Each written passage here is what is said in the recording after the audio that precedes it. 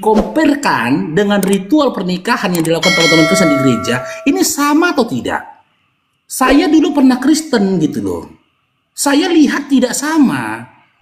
Gitu loh. Karena apa? Yang menjadi syarat sah perkawinan, nanti Kak Santi silakan uruskan kalau saya salah.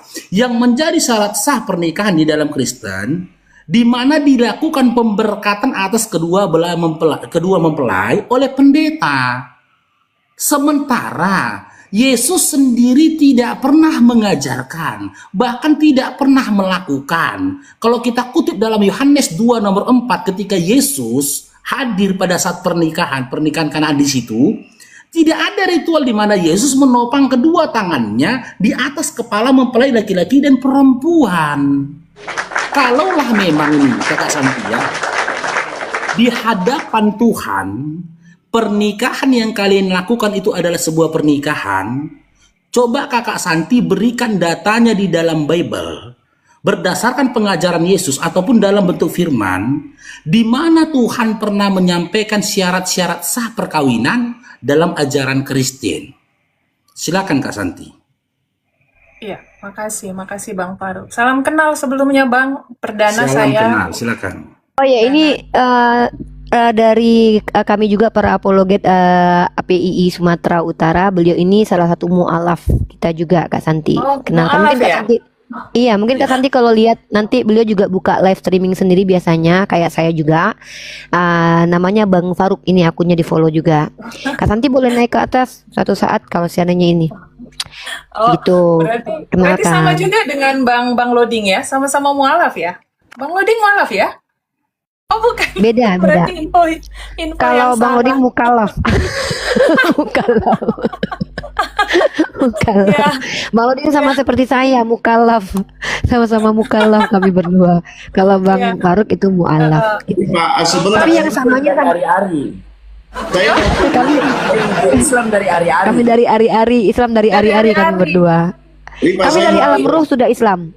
Oh iya Pak Sangkal, silakan. Saya mau turun, tapi sebelumnya saya mau tanggapi dulu tuh tadi masalah perintah Allah ya. Jadi sebenarnya perintah Allah itu klasik ya, sangat klasik itu, bahwa manusia tidak mampu melakukan perintah. Salah satu contoh kita coba ambil kisahnya Adam. Bagaimana Adam tidak mampu melakukan perintah Allah dengan satu perintah, jangan sentuh. Ya, jangan sentuh dan jangan makan. Nih Adam nih gagal nih. Bukan berarti bukan berarti di sana Allah tidak melakukan misalnya perintah yang tidak mampu dilakukan Adam. Kenapa? Karena Adam di sana pasti mampu. Pertama, dia difasilitasi di Taman Eden. Kalau di dalam iman Islam kan dia di sorga tuh. Artinya dia difasilitasi. Artinya hanya satu kok perintah yang memang dilarang tuh untuk tidak disentuh dan dimakan. Lalu kedua, dia tidak ada misalnya seperti kita zaman sekarang tidak pikirkan sembako yang naik melambung tinggi, tidak memikirkan biaya kehidupan rumah sakit, misalnya biaya rumah sakit atau biaya sekolah, tidak pernah melihat selimut tetangga ya, yang ganteng-ganteng, yang cantik-cantik ya, di sana nggak ada tuh. Tetapi mereka gagal melakukan itu. Nah, perihal tentang kegagalan ini, inilah sebenarnya latar belakang Yesus datang ke dunia. Mengapa? Ya, dia ingin menyelesaikan pelanggaran hukum yang di Taman Eden dan pelanggaran hukum Taurat. Nah, dia datang sebagai manusia karena yang melakukan kesalahan itu adalah secara utuh tubuh manusia. Makanya dia pakai tubuh manusia itu. Dia datang berinkarnasi gitu ya. Jadi itu salah satu tanggapan. Dan memang di Matius 5 ayat 32 ada perintah di dalam ajaran Kristen, sempurna seperti Bapamu di surga sempurna. Nah, konsep ini di mana nanti akhirnya manusia itu harus menunggal dengan Allah. Kenapa? Lebih sempurna lagi dari Adam. Ya, makanya manusia prosesnya kami diciptakan menjadi manusia baru. Tidak ada yang bisa masuk ke dalam kerajaan Allah kalau tidak dilahirkan kembali. Yohanes 3 ayat 5. Lalu Efesus 4 ayat 23 dan 24. Mindsetnya dirubah, rohnya dibaharui. Itu satu. Nah, itu satu ya. Jadi diproyeksikan untuk tetap manunggal dengan Allah supaya tergenapi Yohanes 17 ayat 21. Ya, supaya memampukan manusia itu untuk hidup di dalam kasih itu tadi. Karena sesungguhnya adalah kasih itu adalah Allah. Nah, itu satu. Kedua, saya mau tanggapi dari Lai Paruk ya. Lai Paruk, saya mau tanggapi begini ya. Syarat di dalam pernikahan orang Kristen ya. Pertama, dia tidak janda cerai. Ya, itu syaratnya. Barang siapa yang menceraikan istrinya dan kawin lagi, ya, itu berbuat zina katanya. Itu syarat pertama tuh. Ya. Enggak, di mana tertulisnya Bang Sangkal Diri? Nah, coba saya kasih ayatnya. Iya, syarat-syarat sah pernikahan atau perkawinan di Kristen. Di mana itu? Salah satunya tidak janda cerai, yang kedua ini, yang ketiga ini, datanya di mana itu? Ya, coba saya buka ayatnya ya. Bentar. Setahu saya, data yang Anda berikan itu setelah terjadinya pernikahan. Yang kita bahas ini pranikah, bukan setelah nikah. Yang Anda berikan data tadi setelah mereka menjadi suami istri. Ada beberapa ketentuan. Salah satu yang seperti Anda katakan tadi, kalau mereka bercerai, kan gitu. Ketika wanita itu menikah lagi kepada yang lain, dia ini jinah di hadapan Tuhan. Iya. Itu loh. Itu sudah terjadi pernikahan. Yang saya bahas sebelum terjadi pernikahan nih, contoh ya Bang Sangkal Diri. Bang PST Loading sama kasus Kak Santi ini kan belum menikah nih. Belum nikah nih. Ini contoh ini. Bagaimana caranya atau apa syaratnya supaya di hadapan Tuhan Bang Loading dan juga Kak Santi ini sah suami istri? Itu yang saya tanya. Iya. Jadi Markus 10 ayat 11 di sini dikatakan lalu katanya kepada mereka, barang siapa menceraikan istrinya lalu kawin dengan perempuan lain, ia hidup dalam perzinahan terhadap istri. Jadi begini, memang ini syarat bagaimana setelah menikah ya. Tetapi ini menjadi satu syarat, artinya ini menjadi otomatis menjadi syarat bahwa pernikahan itu hanya bisa dilakukan setelah suaminya meninggal. Begitu loh. Ini menjadi asumsi. Itu bukan asumsi. Bang Sangkal Diri. Karena gini Bang Paro. Bang Sangkal Diri, sabar dulu Bang Sangkal Diri. Coba saya tanya Bang Sangkal Diri dengan jujur. Data yang barusan Anda bacakan, ya, itu dalam ketentuan si laki-laki dan perempuan sudah jadi suami istri atau si laki-laki dan perempuan sebelum menjadi suami istri? Betul. Sebelum kan? Iya, betul itu. Yang saya tanyakan sebelum, saya udah berikan Anda analogi nih. Bang Pasteloding sama Kak Santi ini mau menikah. Mereka ini mau menikah nih gitu loh. Nah, sekarang syaratnya dari ketentuannya Tuhan, apa syarat yang harus mereka penuhi nih? Pertama, Bu Santi tidak menjadi janda yang diceraikan. Gimana? Dia harus menjadi janda yang tidak diceraikan sesuai dengan Markus 10 ayat 11. Di mana tertulisnya itu Bang Sangkal Diri? Nah ini Markus 10 ayat 11 ini. Itu setelah menikah loh Bang Sangkal Diri. Saya paham maksud lain saya itu paham. gini loh Bang Sangkal Diri, pemahamannya itu begini. Kalau data memahami. Matius yang Anda berikan, Kak Santi ini sudah jadi istri orang. Kak Santi udah jadi istri orang dalam konteks itu. Maksudnya gini loh Bang Paru. Kalau Kak Santi ini bercerai sama suaminya, maka Kak Santi ini zina kalau nikah sama Bang PST Loading kan gitu. Ya. Tapi yang saya tanyakan nggak itu loh Bang Sangkal Diri. Nggak itu yang saya tanyakan. Yang saya tanyakan ini statusnya Kakak Santi ini gadis, statusnya Bang Loading ini lajang, gitu loh. Ya di sini kan bisa apa ketetapannya, apa hukumnya, apa syarat-syarat yang mereka berdua ini penuhi supaya sah mereka ini suami istri. Gimana? Markus 10 ayat 11 ini menjadi syarat. Gimana sih? Artinya dia harus dalam kondisi tidak terikat. Kan dari sini kan bisa kita pahami loh. Sama seperti begini konsekuensi. Kita Matius yang Anda sampaikan tadi itu konsekuensi terhadap Kak Santi. Konsekuensi terhadap Kakak Santi tapi bukan menjadi syarat sah pernikahan. Kalau Kakak Santi ini statusnya ini tadinya istri orang dan dia bercerai menikah dengan laki-laki lain, konsekuensi yang diterima Kakak Santi dia tuh zina di hadapan Tuhan, itu konsekuensi. Berarti kan syarat pernikahan itu tidak boleh janda cerai. Itu menjadi syarat tertulis. Ya Tidak ini sah Markus pernikahan 10 ketika ayat 11. salah satu dari pengantin itu janda cerai. Di mana tertulisnya? Markus 10 ayat 11. Itu Gitu loh. terlalu dipaksakan kali datanya loh, Bukan. Bang. Bukan. Dipaksakan Karena lagi. ini Tapi ada Bang larangan Faruk, begini Bang maaf Faruk. Bang Faruk, Bang Sangkal, Pak Sangkal saya bantu ya. Jadi yang diminta Bang Faruk ini Pak gini, syarat ritual atau teknisnya. Contoh, ya Santi, saya pemberkatannya. paham itu. Saya mengerti. Paham. Saya mengerti itu maksud dia. Saya tahu. Apa tembakan dia pun saya tahu. Makanya saya handle di Markus 10 ayat 11. Oh gitu ya. Ya, saya tahu. Strategi. Oh iya, saya tahu. Strategi Oke. Pak Sangkal itu Bang. Oke, Bang langsung Faruk. saya to the point ini Bang Sangkal ya. Saya langsung to the point ya. Makanya dia nggak bisa bantah itu.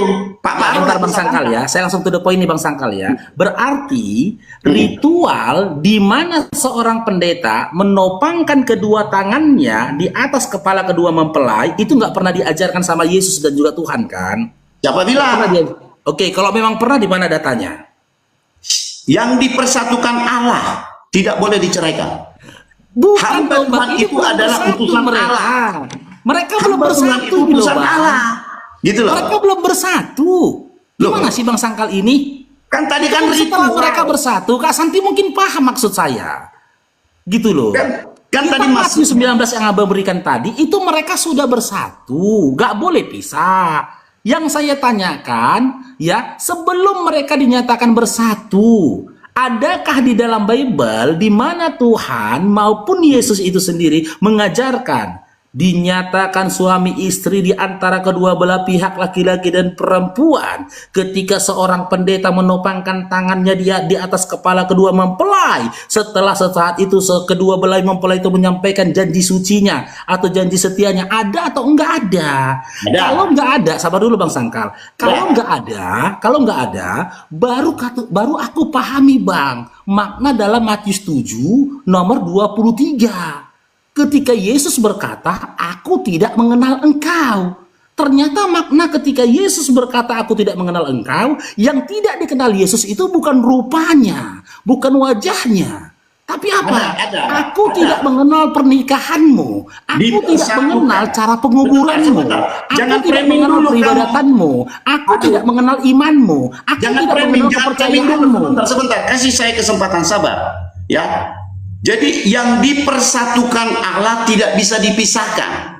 Hamba Yang saya tanyakan sebelum dipersatukan loh Bang, syarat-syarat sah supaya mereka itu bersatu itu apa? syarat pertama dia tidak janda cerai.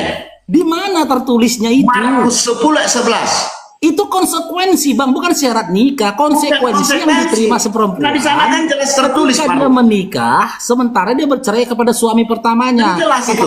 Kakak Santi saya tanya dulu. Hah. Menurut Kakak Santi, data dalam Matius 10 nomor 11 itu syarat sah pernikahan atau konsekuensi yang harus ditanggung seorang perempuan ketika dia cerai hidup. Itu konsekuensi atau syarat perkawinan? Sekarang begini Pak Ru, Kak kamu Santi. jangan panjang. Coba tanggapin dulu Kak Santi. Menurut Kak Ajaran Santi, Kristen. itu Sebentar, syarat sebentar. sah perkawinan Sebentar atau dulu, Pak Ru. konsekuensi? Sebentar. Kalau orang yang Kalau berakal, konsekuensi di pasti ajaran memahami Kristen. itu konsekuensi. Sebentar dulu Pak Ru. Kalau dia dalam ajaran Kristen itu konsekuensinya jika cerai adalah berbuat zina, maka itu menjadi syarat pernikahan juga. Nah, berarti Abang akui kan konsekuensi itu kan? Tetapi itu menjadi syarat pernikahan. Itu Makanya cocokmologi. Itu cocokmologinya Abang Itu menjadi memaksakan. bukan cocokmologi. Ya kalau bukan. Karena di dalam ajaran Kristen itu dilarang bercerai, Pak Ru. Bagaimana mungkin orang yang bercerai dinikahkan? Bang, gimana Abang mau cerai sementara Abang nggak pernah kawin? Cemana sih? Loh, Bagaimana Abang cerita cerai? Sementara Abang tidak bisa membuktikan bahwasannya Anda pernah dinyatakan suami istri di hadapan Tuhan. ada Dulu dipersatukan kita Tuhan. bicara cerainya. Dipersatukan Dan Tuhan. kita bahas apakah Tuhan pernah mempersatukan kalian dalam hubungan suami istri. Ada. Kalau memang pernah, di mana tertulis syarat-syarat sah perkawinan itu disampaikan oleh Tuhan? Makanya Apa bicara tentang perceraian? dikatakan, Pak Ru, barang siapa yang dipersatukan Tuhan tidak bisa diceraikan. Nah, siapa yang mempersatukan? Hamba Tuhan. Nyambung Abang ini. Bukan nggak nyambung. Kamu yang nggak nyambung. Aku tahu maksudmu. Kamu mau framing. Coba, Bapak sangkal diri, Bapak sangkal diri, Bapak Ada sangkal diri. ayatnya. Saya baca ayatnya Iya, yang sabar, bersama. sabar. Sebentar. Bapak sangkal diri, sabar. Dia ini bukan cuma umur yang tua, mesin pun sudah tua, Bang. Sabar ya. Silakan, Bu Santi, mungkin Bu Santi paham kan apa yang dikatakan Bang Faruk. Coba kasih contoh sama dia. Biasa kalau yang manis-manis ngomong dia paham sedikit. Baik, baik, baik. Tapi sebelumnya saya minta maaf juga dulu ya sama Bang Sangkal Diri yang dia juga punya hak untuk dia defense, dia punya pernyataan. Dia sebenarnya sudah tahu arah Bang Faruk. Oke. Saya pun mungkin menyatakan ini mungkin tidak disenangin sebagian umat Kristen. Yang pasti yang setelah saya baca tadi saya cari juga secara teknis atau ritual model pemberkatan pernikahan dalam umat Kristen itu tidak ada. Tidak ada dibunyikan secara jelas, itu tidak ada, ya. Tapi yang dibilang tadi syarat yang dari Bang Sangkal tadi, iya, apa yang dipersatukan Tuhan tidak boleh diceraikan, itu secara universal, berlaku buat semuanya. Gitu. Nah, kenapa? Karena kan juga kita di Kristen Protestan juga pemberkatan saat menikah juga tiap gereja tuh kadang beda-beda. Beda-beda kan, setiap denom juga kadang beda gitu. Jadi kalau itu yang dibilang Bang Faruk, kita harus gentle aja, nggak ada. Itu budaya dari setiap suku, negara atau ras gitu ya. Nah, itu yang saya harus jawab supaya clear. Tapi kalau yang dibilang tadi Bang Sangkal masalah kalau sudah jadi janda, ya sudah jadi janda menikah lagi, tapi jandanya janda hidup, bukan janda mati, janda hidup, itu tetap dianggap berzina, Bang Faruk. Itu setuju ya? Iya, itu kan saya bilang itu konsekuensi.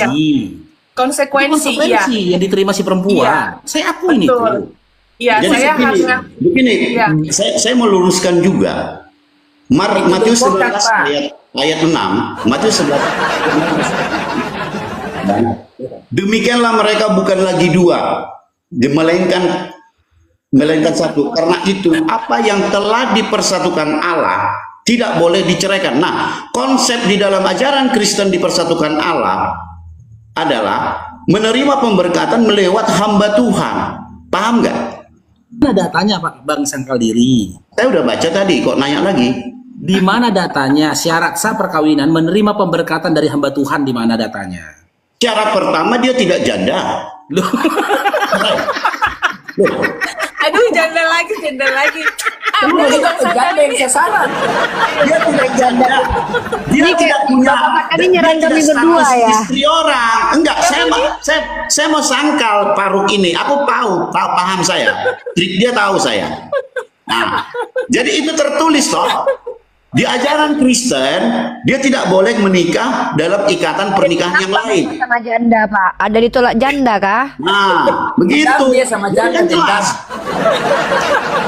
Udah, Jadi kalau- Bang Sangkal, jangan ke situ Bang Sangkal. Nanti topiknya jadi lari ke janda, itu nanti personal. Nah, tapi saya mau bantu Bang Sangkal, semoga ini ada bisa membantu ya. Nah, kalau mahar Bang Faruk itu bisa jadi bagian dari syarat kah? Tidak ada itu disyaratkan. Hah? Tidak ada disyaratkan itu. Itu Ya, budaya. kalau dalam tradisi Yahudi, mahar itu masuk ke dalam syarat sah perkawinan, mahar. Iya. Kan udah Tapi di kasih Alkitab datanya tadi dalam dibunyikan. perjanjian lama. Tapi di Alkitab juga dibunyikan ada mahar kan Bang Faruk? Itu juga Iya, sebagai dalam salah perjanjian satu lama syarat. ada, saya bilang. Ada. Iya. Nah, yang jadi pertanyaan, di dalam ritual pernikahan teman-teman Kristen, apakah ada mahar? Ada. Mahar itu masuk ke Iya. 613 mispul. Nah, kalau memang ada mahar di dalam pernikahannya teman-teman Kristen, ya disebut apa mahar itu tadi? Karena aku selama Kristen nggak pernah dengar si fulan itu maharnya sekian do. Setauku sinamot, setauku ya. Oh. Iya. Karena Itu gini, pilihan kata. pemahaman mahar itu, kalau dari dalam pemahaman Yahudi dengan Islam, pemahaman mahar itu gini, Kak Santi. Bang Loding memberikan sesuatu secara sukarela untuk Kak Santi. Itu untuk Kak Santi, bukan untuk Mama Kak Santi, bukan untuk Bapak Kak Santi. Dan itu diperuntukkan untuk Kakak Santi, tidak boleh untuk peruntukan yang lainnya seperti untuk biaya tenda, biaya martupul, biaya ini itu nggak boleh. Gitu loh, itu lain dari mahar. Mahar ini murni nih kerelaan. Misalkan Bang Loding kasih kakak ini 10 gram emas, itu untuk kakak, nggak boleh diambil sama orang lain, itu punya kakak. Sementara sinamot itu kan konteksnya nggak kayak gitu kan.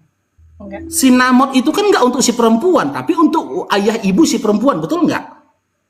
Di mana Ya. uang itu diperuntukkan untuk biaya martupol atau biaya si perempuan ini ya menikah dengan si laki-laki itu tadi, entah seperti ngundang tamu, kan gitu, dari kampung datang ke tempat pernikahannya di tempat si pengantin laki-laki kan gitu. Sinamot tadi. Nah, berarti sinamot nggak bisa disamakan dengan mahar. Memang nggak bisa. Nah, Karena memang berarti di dalam ritual pernikahan teman-teman Kristen nggak ada mahar. nggak ada. Karena tidak ada mahar, berdasarkan hukum pernikahan Yahudi, nggak sah pernikahan teman-teman Kristen. Karena Sebentar, salah satu sebentar. syaratnya itu harus ada mahar. Sementara Yesus sendiri orang Yahudi. Sebentar, Celakanya sebentar. Yesusnya Sebentar, orang Pak. Yahudi. Gitu loh. Sebentar, Berarti Pak. di hadapan Yesus, ritual yang dilakukan teman-teman Kristen itu bukan sebuah pernikahan. Siapa Karena bilang? tidak pernah dinyatakan pernikahan. oke. Bagaimana kita berbicara tentang Oke, Sebentar, pernikahan? Bang Sangkal, Nanti saya jawab, Bang saya Sangkal jawab. coba, Bang Sangkal coba jelaskan yang mahar sekarang, jangan yang janda lagi ya, yang mahar. Ya. Jadi mengenai mahar itu berdasarkan aturan hukum Taurat, Paru.